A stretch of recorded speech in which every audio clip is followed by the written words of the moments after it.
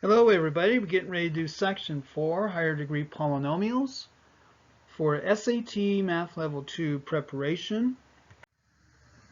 And you got 16 points here on your notebook guide, have that out in front of you for higher degree polynomials, analysis of graphs, sum and difference of cubes, quadratic form, synthetic division, solving equations graphically. So that's a lot of stuff. And we got 20 points here on your classwork sheet. Have that out in front of you. Students, put your name, date, period on there, and then your due date for onliners, homeschoolers, put that there. Let's jump right into it. So, page 1, graphs of polynomials of degree greater than 2 are not as readily analyzed as are linear and quadratic polynomials. All polynomials have graphs that are continuous. Loosely speaking, this means that graphs of polynomials can be drawn without lifting the pencil from the paper. If the degree n is an even number, both ends of the graph leave the coordinate system at either the top or the bottom, such as depicted in these figures below. Okay, so if n is an odd number, the ends of the graph leave the coordinate system at opposite ends, such as these depicted in these figures here.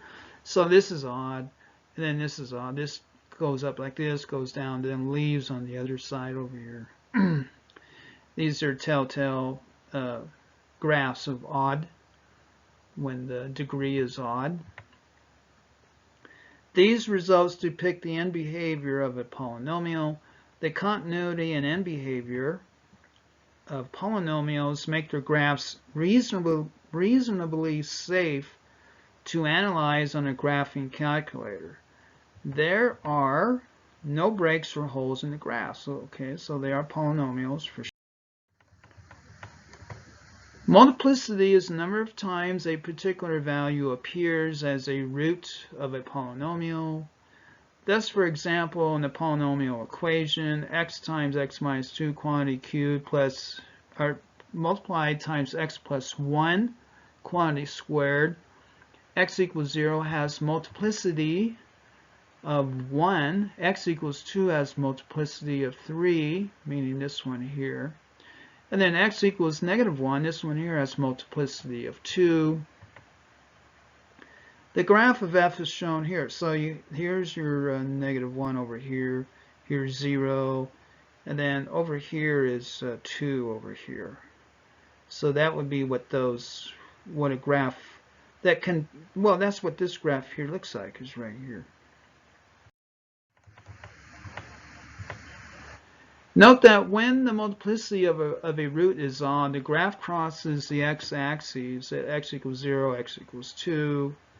But when the multiplicity is even, the graph, what they call, kisses the x-axis at x equals negative 1.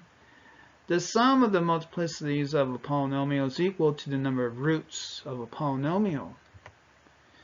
These are both equal to the degree of the polynomial. In this example, the degree of f is 6, and the sum of the multiplicities is also 6. This result is a fundamental theorem of algebra.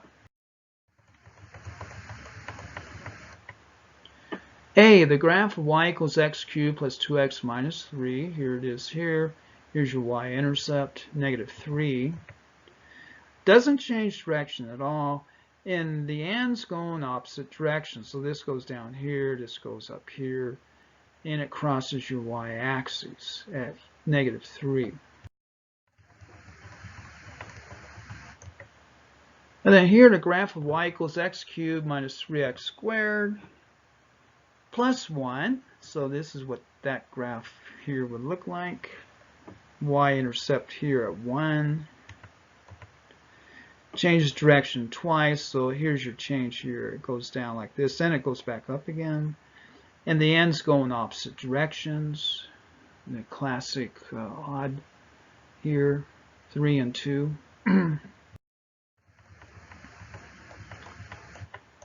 And the graph of y equals x to the fourth plus 2x cubed minus 3. That's what this graph here looks like. Changes direction one time, and goes, and the ends go in the same direction, so they all end up, starts down, changes direction here, then goes back up.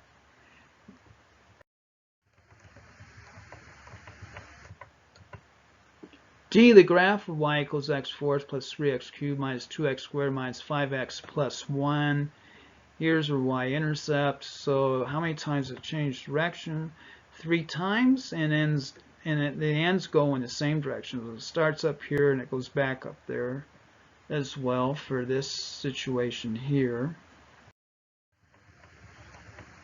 So there are no general formulas for solving higher degree polynomial equations, but there are techniques for solving some of them. Sum and differences of cubes can be solved by factoring using the formulas a cubed plus b cubed equals a plus b times a squared minus ab plus b squared. Then a cubed minus b cubed is a minus b. You change your sign here and you change this sign here. A minus b, a squared plus ab plus b squared.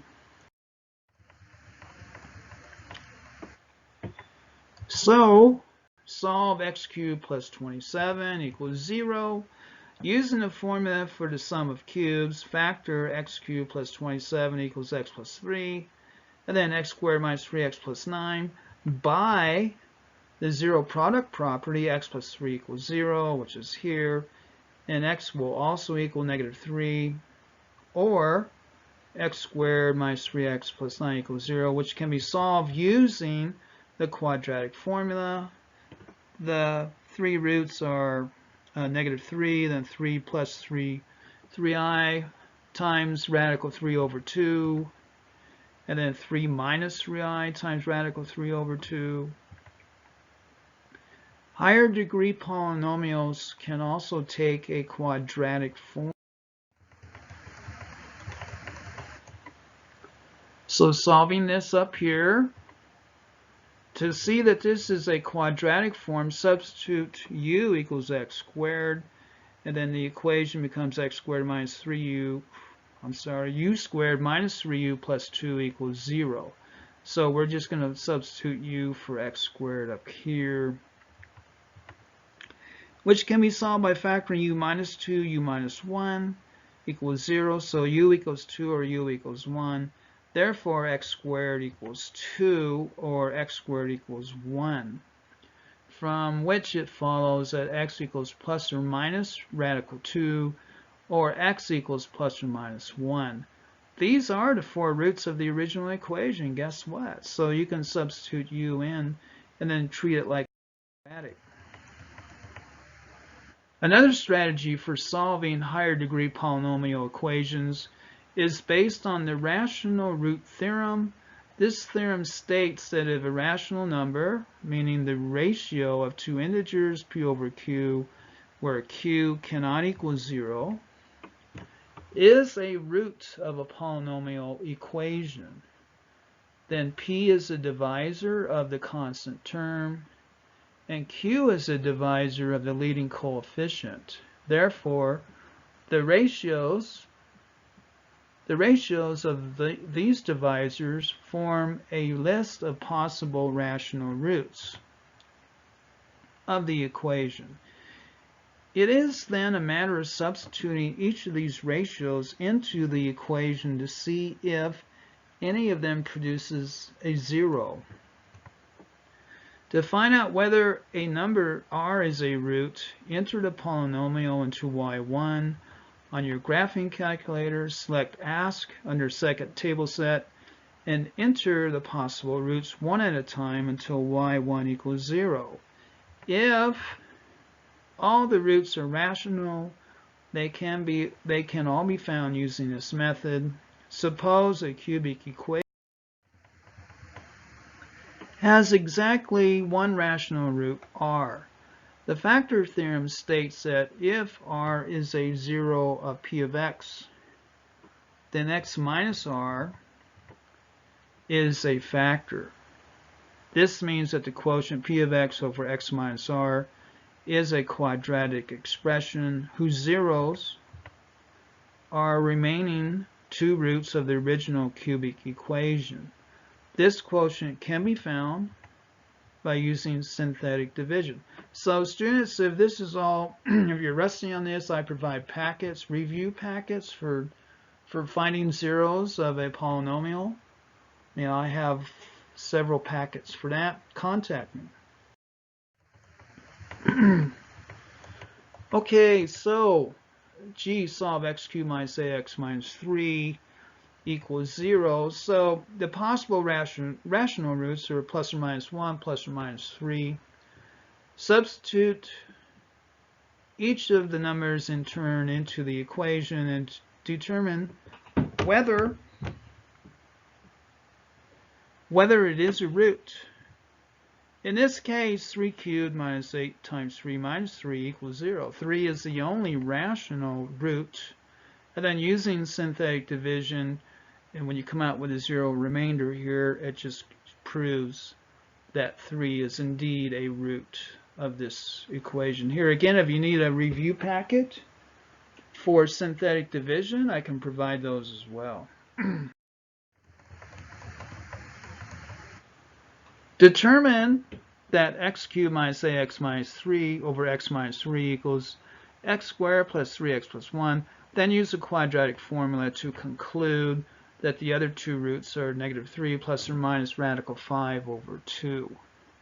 And you could use a graphing calculator to do the same thing without all this calculation. On your level 2 test, you have to be quick, so I would use a graphing calculator. If none of the possible rational roots are actually roots, the equation can only be solved for real, meaning irrational, roots by finding decimal approximations on the graphing calculator. One method is to graph the polynomial, analyze the graph as described previously to obtain a calculator window that shows all the roots, and use calculator commands to obtain approximations of the zeros. I mean, that would be the way that you should do it on your tests. So H, solve x cubed minus 2x squared plus 2x plus 4 equals 0. So here's a graph of that thing. That'd be the first thing you should do. Enter zoom 6, you get this here. This gives you the graph of the polynomial on the standard of negative 10, 10 screen in both x and y directions. Since the graph changes direction twice, and the end behavior is up as x gets larger and down as x gets smaller, all the important features of the graph are on the standard screen. So you'll see the graph here. Here's your solution right there. The fact that the graph has only one x-intercept indicates that there is one real root in a conjugate pair of imaginary solutions for it. To find the real root, enter second calc and select 0. This command returns to the graphing screen where you scroll the cursor to the left, then to the right, or the x-intercept to select lower and upper bounds. Then enter a guess, usually the right bound is fine, and the approximation of the 0 is here. The sequence of screens is shown below. So you have to go through this process here of finding a 0 on your graphing calculator. So here's your guess here. When x equals negative 0.6, y equals 1.8. That's up here. But you want this here is where you want. And then here you go. There's your 0 there. So when x equals negative 0.8, and y would equal 0, so there's a 0 right there. And that is your lesson on polynomials, section 4. For materials and questions animatedpowerpointmathvideo@aol.com. Thank you very much.